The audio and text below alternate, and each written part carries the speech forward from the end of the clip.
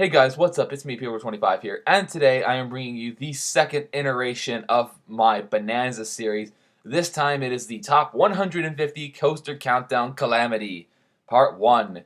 Now, yeah, longtime viewers will know that in 2016 I threw a coaster countdown Bonanza because I picked up my 100th coaster credit in that year, going to Parks like Six Flags New England, Carowinds, and Busch Gardens Tampa. Now this time in 2018, with a large collection of 2017 being a good chunk of Los Angeles coasters, as well as pickups from Cedar Point and pickups from 2018 from Cedar Point and Canobie Lake, and another big toe in 2017 from Kings Island, as well as maybe another park. Uh, I had quite a few coasters that I picked up over the past 2 years. And I think at some point this year, prior to the fall, I broke 150 existing coasters. So I've ridden 150 coasters that existed, so that were not deceased or in the scrapyard. Now, I think that did fall under 150 again, with 2 more coasters dying this year that I've been on.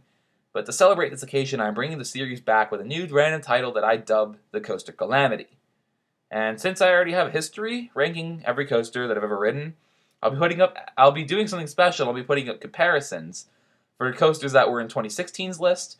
They will have net gains or net losses, just to see how my thoughts have changed. And as I've become more experienced in the coaster community, been more places, rode more coasters, kind of have experience of what's a good ride and what's a mediocre ride, I can distinguish between the two. But cheers! We'll kick off another long-winded series. It'll probably end sometime in the on-season, because I've been terrible at uploading as of late. I'll be starting with dead coasters, kiddie coasters, and pre-ranked coasters, meaning that they existed before my ranking list was around. And I'll go all the way to number 136 in the Alive list. I'll be doing 15 coasters per episode, and I'll be very quick with my segmentation this time around, as many of you heard the coasters that I mentioned in 2016, and I won't have many new thoughts to say about it. But I will take more time to talk about the ones I've ridden since that list, which is probably close to 30 of them. Kiddie coasters. I'm going to start here. These I do not typically whore for kiddie credits. I usually only ride kiddie coasters if it comes down to, just I have the time, or if I'm curious to see what it rides like, or in one case I rode it for a family member. I count them to my credit total, but I do not count them for rankings. I do not rank them, since or they'll pretty much fall on the list every time. And I've only ridden 4 kiddie coasters, which are Little Dipper, my first coaster back when I was at Kiddieland, and sometimes getting nostalgia rides at Great America. Basically, Sprocket Rockets, I rode that just so I can say I've ridden every coaster at Great America. And I rated the kiddie coaster when a YouTuber visited the park back in 2016. Woodstock Express, I rode it out of curiosity and also to kill time while my Mystic Timbers Fast Lane was going through. Or something like that. I don't know. I don't really remember it, but I thought it would be an actual coaster that I would have missed out at Carowinds, but it turns out that it was just, yeah. And it was also vintage. It was Scooby's Ghoster Coaster, or Reptar, or I don't even know. I didn't ride Flying Ace, but I rode that.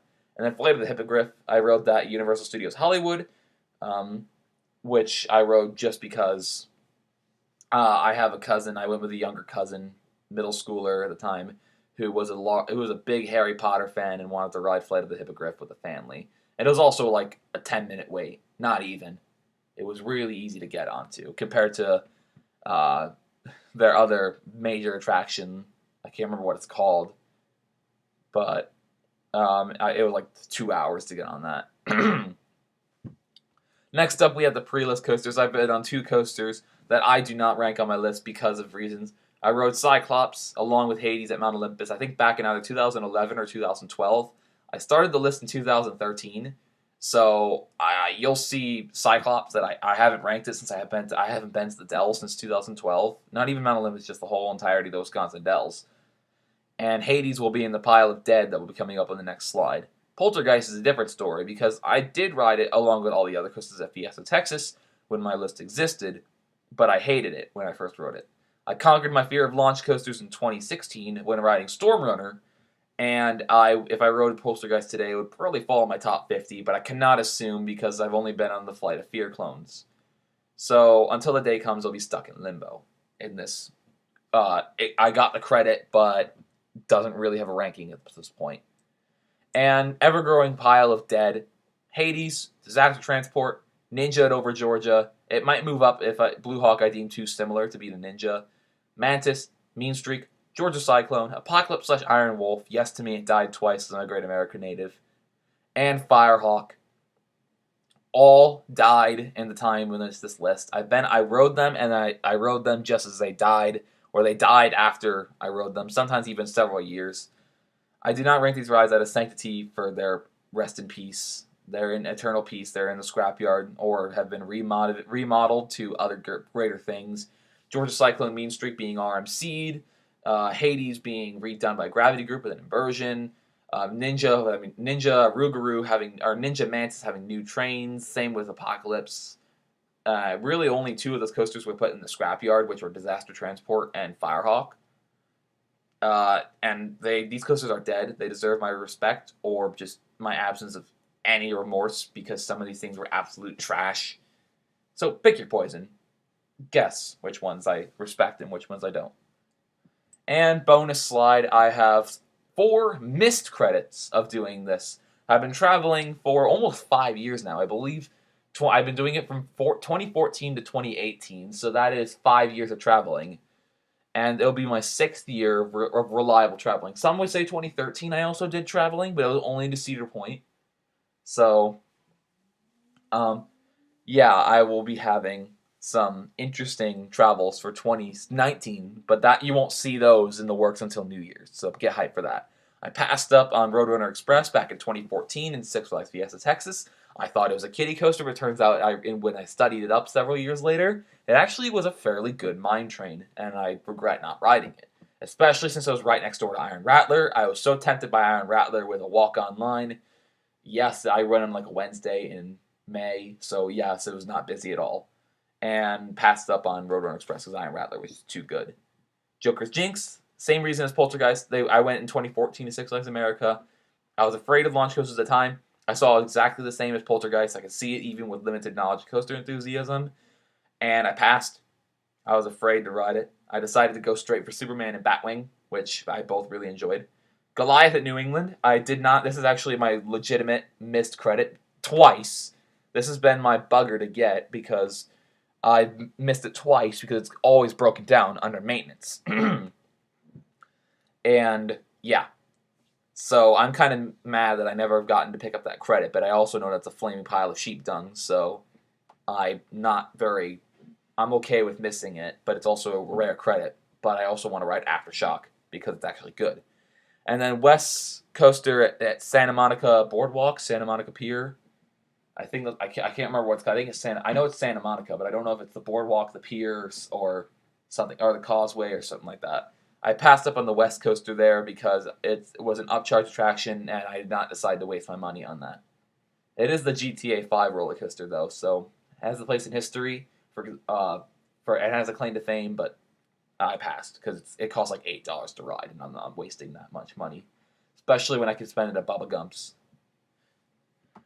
Moving on, we have our actual rankings. We're going to go through 141 to 136 today.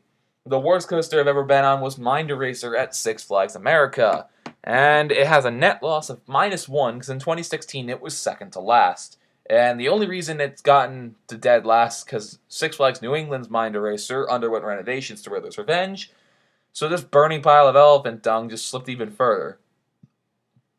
I haven't ridden it since 2014. I don't think I have a need to ride it again. It'll be awful no matter how much I ride it, and if I ride it, I'll just be a flat-out masochist. This thing's going to be awful no matter how many times I decide to ride it, and I don't really have much of a reason to return to Six Flags America until I get a new coaster, which that will be me when the day that comes. Moving on to number 140, we have Corkscrew at Cedar Point, another returning veteran to the bottom 5. This time with a net loss of +2, coming in at third to last, or -2. It came in at fourth to last in my 2016 rankings, and it now is second to last. So yeah, it essentially has a net loss of -2, and has only slipped down further because of Six Flags New England's Mind Eraser renovation and Georgia Cyclone's Mercy Killing to Twisted Cyclone. So this coaster fell further. Another visit in 2016 where I rode it again confirmed that it's awful. And I passed it in 2016 with 2 hours of dead time in my day at Cedar Point twice. That's how bad this thing is. It hurts like hell. And it's not good. But they should keep it because it's antique. It's not good. It never draws a line. But they should keep it. It looks cool. The midway is nice with the corkscrews on it. Number 139 is Ninja at Six Flags St. Louis. Much like Corkscrew at Cedar Point, it also suffered a net loss of -2. It has only fallen, again, due to the mercy killings of Mind Eraser and Georgia Cyclone. My last ride was my last visit to Six Flags St. Louis back in 2015. I only got one ride on it, got off, and said it was awful. And I do not intend on going back to Six Flags St. Louis unless it's to pick up all the credits for content. Maybe when they get their RMC Raptor, I'll go back, if they ever get it. But for now, will just remain in limbo, down at the very, very bottom of the list. Third to last place. Next up, we have Boss at Six Flags St. Louis. Same park, 2 years in a row. These coasters are right next to each other, or 2 lists in a row. And since I got one ride on this. It beat me up really badly. The trains are awful. And you guessed it, it's a loss of -2 because of the mercy killings of Mind Eraser and Georgia Cyclone. This ride's bipolar, according to a lot of the locals, meaning that sometimes it rides pretty well, and sometimes it's absolutely awful. One of the worst possible rides you can get. I got the latter of the two, and I can't imagine this thing riding any worse. And if I do get a worse ride, may God have mercy on my soul, because I'm an unlucky prick. So, yeah, Boss is awful. End of story. Like, this thing needs help. Bad. Bring in GCI. Get some new trains. Anything, please. This thing came from Hurricane Category 5 from Myrtle Beach, and that thing was awful. Number 137 is Nighthawk. So far suffering the biggest loss on any coaster on this list. It is a net loss of -5 placings. It was 10th to last on my last list. Now I believe it is 7th to last? Or 5th to last, sorry. It went from 10th to last to 5th to last. And this is, I realized over the 2 years I've had since my last ride, my one and only ride, that this thing is absolute trash. And it should be disposed of in a haste, much like its big red brother next door, Vortex. Well, Vortex is actually kind of good, but it also needs to go for something good. Like, something actually good after Caliper Strike. Get a solid top 5 going.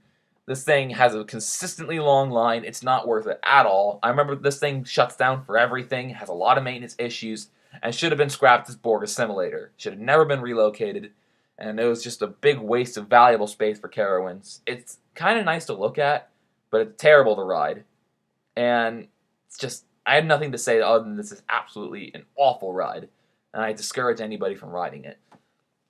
And number 136, the last coaster in this list, will bring across a new challenger. The worst coaster I've been on in the past 2 years, minus re-rides, is Canobie Corkscrew. The first new challenger on this list is awful. Short, old, rough, painful, vintage. Vintage Arrow coming in, doing everything in their power to kill you.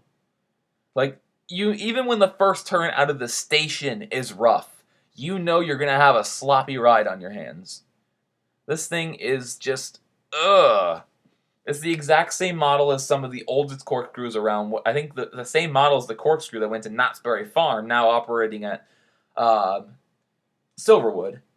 It's just the old Lupin, and it's not the Lupin screw, but it's the drop, bank right, go into double corkscrew, bank right again, your ride's over. Short, underwhelming, rough, painful, and this thing only ran one train because it's Canobie. They have limited operations and everything. I'm pretty sure over half the flat rides in this park are more enjoyable to ride than this, such as their Wipeout, their Rotor, their anti-Caterpillar ride, Boston Tea Party, quite a few other things, and this is the worst coaster at Canobie Lake. Maybe even more so than their double helix kiddie coaster. So, yeah.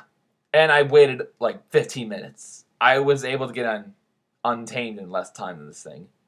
And Untamed is also interesting.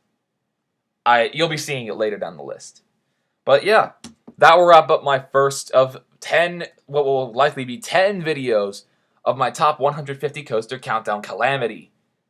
So, are you excited to see the rest of this? See the rest of these dumpster fires live on air, eventually turning to nothing but cold mediocrity, eventually getting lukewarm, and then turning to some of the best freaking coasters I've ever ridden. yeah, get hype. There's going to be a lot of good stuff coming along. So, if you guys have enjoyed the video, feel free to like, comment, or subscription. I hope you guys have a great insert unit of time here.